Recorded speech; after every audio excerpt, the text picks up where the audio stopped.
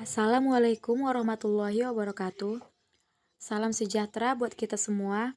Perkenalkan, kami dari kelompok 5 akan mempresentasikan tugas kelompok kami. Adapun kami yang beranggotakan yang pertama, saya sendiri, Titi Kristina Dewi Purba, dan rekan saya Citra Dwi Juliana Sidabutar. Adapun judul materi kami adalah PPH Pasal 22, 23, 15, dan Pasal 4 Ayat 2. 1. PPH Pasal 22. PPH Pasal 22 merupakan pajak yang dikenakan pada badan usaha, baik milik pemerintah maupun badan usaha swasta, yang melakukan kegiatan ekspor dan impor. Pajak ini memiliki tarif yang bervariasi, dan jenis pemungutan serta objek dan transaksi. Ketentuan tersebut berdasarkan UU Nomor 36 Tahun 2008 tentang pajak penghasilan. PPH Pasal 22 ini merupakan bentuk pungutan yang dilakukan satu pihak terhadap wajib pajak dan berkaitan dengan kegiatan perdagangan barang. Objek PPH Pasal 22. Objek PPH Pasal 22 ditentukan berdasarkan Peraturan Menteri Keuangan (PMK) Nomor 34/PMK.010/2017 tentang pemungutan pajak penghasilan Pasal 22 sehubungan dengan pembayaran atas penyerahan barang dan kegiatan di bidang impor atau kegiatan usaha di bidang lain. Objek PPH Pasal 22 antara lain: 1. Impor barang dan ekspor. Impor dan ekspor barang yang dijalankan eksportir yang dikenakan PPH Pasal 22 yaitu komoditas barang, tambang batu bara, mineral logam, mineral bukan logam. 2. Pembayaran atas pembelian barang. Pembayaran atas pembelian barang yang dikenakan PPH Pasal 22 dipungut oleh bendahara pemerintah dan kuasa penggunaan anggaran KPA dengan menggunakan mekanisme uang persediaan (UP) pada pemerintah pusat, pemerintah daerah, instansi atau lembaga pemerintah, lembaga-lembaga negara lain. Atas pembelian barang kepada pihak ketiga, pembayaran atas pembelian barang pada pihak ketiga, pembayaran yang dikenakan PPH Pasal 22 dilakukan dengan cara pembayaran langsung ke KPA, pejabat penerbit surat pembayaran untuk diberi delegasi dari KPA pembayaran atas pembelian barang untuk BUMN. Pembayaran atas pembelian barang untuk bahan usaha milik negara, BUMN, yang dikenakan PPH Pasal 22 untuk keperluan usaha. 3. Penjualan hasil produksi pada distributor. Penjualan hasil produksi pada distributor dikenai PPH Pasal 22 adalah distributor dalam negeri oleh badan usaha bidang air mani industri, industri kertas, industri baja, industri hulu, industri otomotif, dan farmasi industri. 4. Penjualan kendaraan bermotor. Penjualan kendaraan bermotor di dalam negeri yang dikenakan PPH Pasal 22 oleh penjual, agen tunggal pemegang merek (ATPM), agen pemegang merek (APM), importir kendaraan bermotor. 5. Penjualan migas. Penjualan migas oleh produsen dan importir yang dikenakan PPH Pasal 22 diantaranya penjualan bahan bakar minyak, bahan bakar gas, pelumas. 6. Pembelian bahan-bahan dari pedagang pengepul. Pembelian bahan-bahan dari pedagang pengepul untuk industri atau ekspornya yang dikenakan PPH Pasal 22 dalam sektor kehutanan, perkebunan, pertanian, peternakan, perikanan. 7. Penjualan barang yang tergolong sangat mewah. Penjualan barang yang tergolong sangat mewah yang dikenakan PPH Pasal 22 dilaksanakan oleh wajib pajak. Pengecualian PPH Pasal 22. Tidak semua objek yang dapat dikenakan PPH Pasal 22. Berikut daftar terhadap PPH Pasal 22. Impor barang dan atau barang yang berdasarkan ketentuan peraturan perundang-undangan tidak terhutang PPH. Harus disertai surat keterangan bebas PPH Pasal 22 yang diterbitkan Direktur Jenderal Pajak. Impor barang yang dibebaskan dari bea masuk dilaksanakan ke dalam kawasan berikat dan entrepot produksi untuk tujuan ekspor (EPTE). Dimaksud dalam Pasal 6 dan Pasal 7 PP nomor 6. 1. Kiriman hadiah. 2. Untuk tujuan keilmuan. 3. Pembayaran atas barang. 4. Pembayaran untuk pembelian bahan bakar. 2. PPh Pasal 23. Saat adanya transaksi antara pihak penerima penghasilan (penjual atau pemberi jasa) dan pemberi penghasilan terhadap pajak yang dikenakan. Pajak tersebut salah satunya adalah pajak penghasilan Pasal 23 (PPh Pasal 23). PPh Pasal 23 merupakan pajak yang dikenakan pada penghasilan atas modal, penyerahan jasa, atau hadiah dan penghargaan, selain yang telah dipotong PPh Pasal 21. Pihak yang memotong dan melaporkan PPh Pasal 23 kepada kantor pajak merupakan pihak pemberi penghasilan (pembeli atau penerima jasa). Baik, saya Citra Dijulana Sidabutar akan melanjutkan penjelasan dari teman saya Titi Kristina Dewi. Tarif dan objek PPh Pasal 23. Tarif dari PPh Pasal 23 ditentukan dari nilai dasar pengenaan pajak atau DPP atau jumlah bruto dari penghasilan. Terdapat dua jenis tarif yang dikenakan pada penghasilan, yaitu tarif sebesar 15% dan juga 2%. Tarif tersebut tergantung pada objek PPh Pasal 23 antara lain. Tarif 15% dari jumlah bruto. Dividen, kecuali pembagian kepada orang pribadi, dikenakan final, bunga dan loyalty.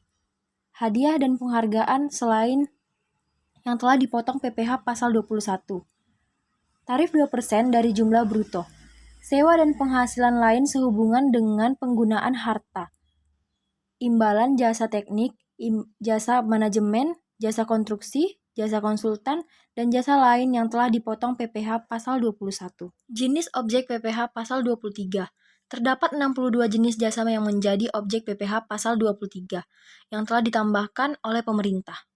Jenis jasa tersebut tercantum dalam PMK nomor 141 atau PMK nomor 03/2015, antara lain akuntansi, pembukuan, dan atestasi laporan keuangan, hukum, arsitektur, perencanaan kota dan arsitektur landscape, perancangan atau desain, pengeboran atau drilling di bidang penambangan minyak dan gas bumi atau migas, kecuali yang dilakukan oleh Badan Usaha Tetap atau BUT, penunjangan di bidang usaha panas bumi dan penambangan minyak dan gas bumi atau migas, penambangan dan jasa penunjang di bidang usaha panas bumi dan penambangan minyak dan gas bumi atau migas, penunjangan di bidang penambangan dan bandar udara, penambangan hutan, pengelolaan limbah, dan lain-lain.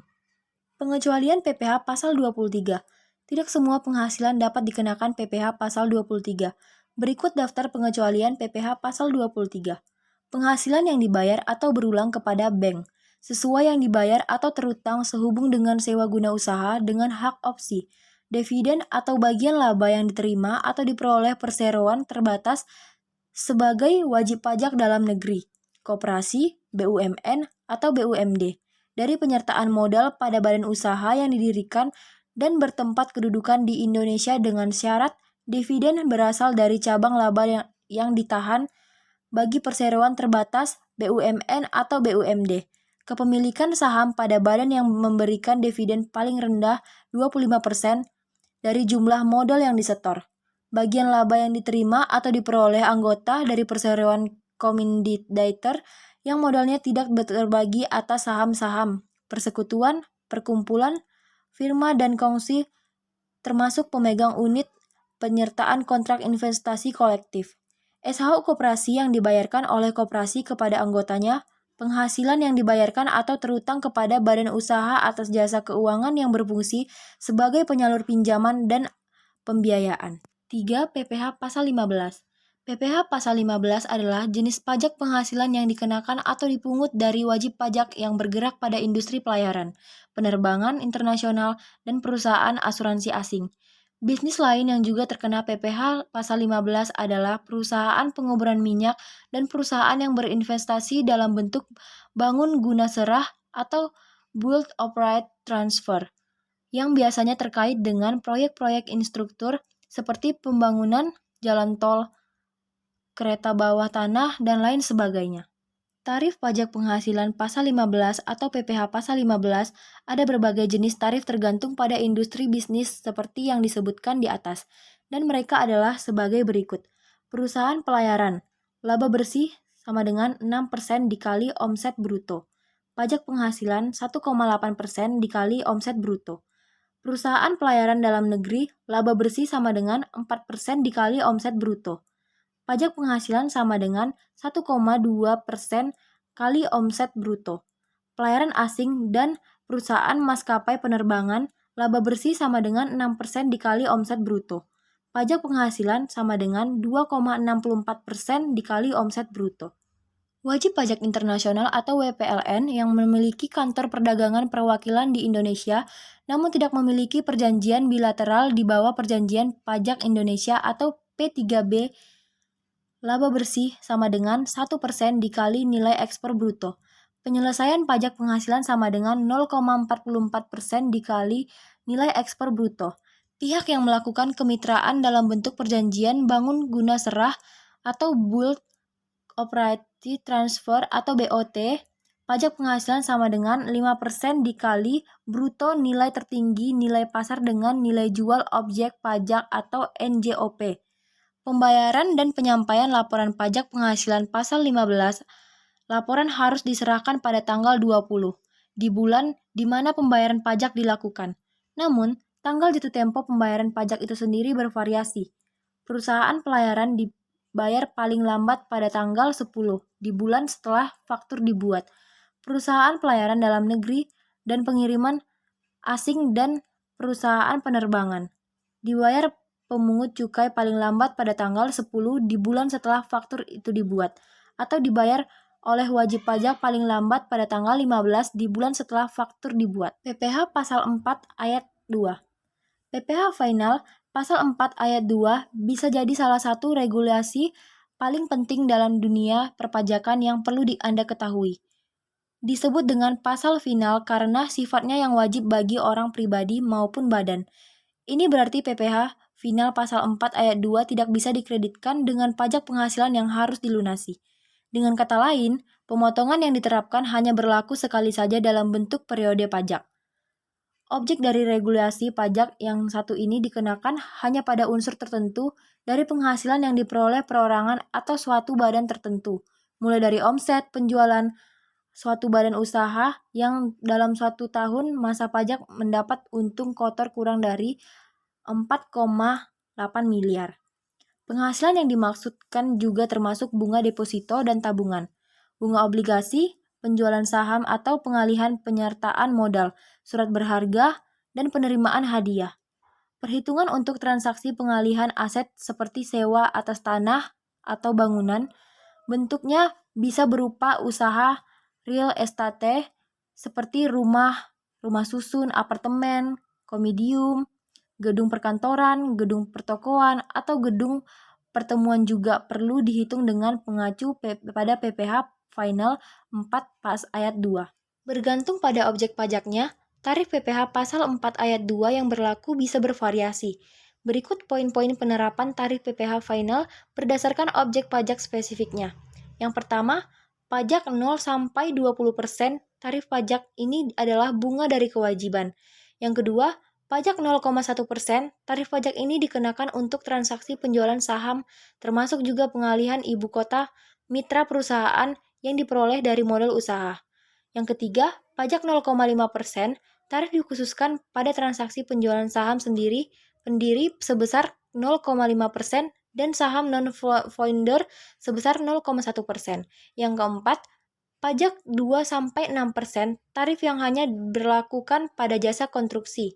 Yang kelima, pajak 2,5%, tarif ini dikenakan pada transaksi derivatif jangka panjang dan telah diperjualbelikan di bursa sesuai PP nomor 17 tahun 2009.